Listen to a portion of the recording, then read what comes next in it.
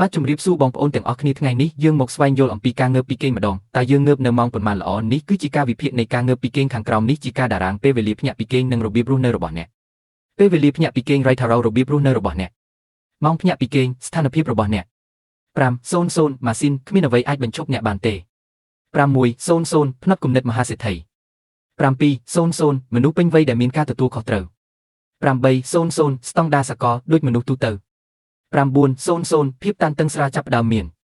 10:00អ្នកអត់ការងារធ្វើឬជាសិស្សនិស្សិត11:00ជីវិតខ្ជិលច្រអូសអាហារពេលព្រឹកគឺជាអាហារថ្ងៃត្រង់12:00អ្នកលេងហ្គេមពន្លឺព្រះអាទិត្យធ្វើឲ្យឈឺភ្នែក13:00ថ្ងៃនេះគឺខ្ជិះខ្ជាយហើយ14:00ភាពច្របូកច្របល់ស្រាល15:00ភាពហត់នឿយជាប់ជានិច្ច16:00មានអារម្មណ៍ថាអស់មួយថ្ងៃបាត់ទៅហើយ17:00បិសាចជញ្ជក់ឈាម Vampire 18:00រស់នៅតំបន់ម៉ោងផ្សេងរស់នៅខុសម៉ោងគេឯងចុះអ្នកវិញភ្ញាក់ម៉ោងប៉ុន្មានដែរ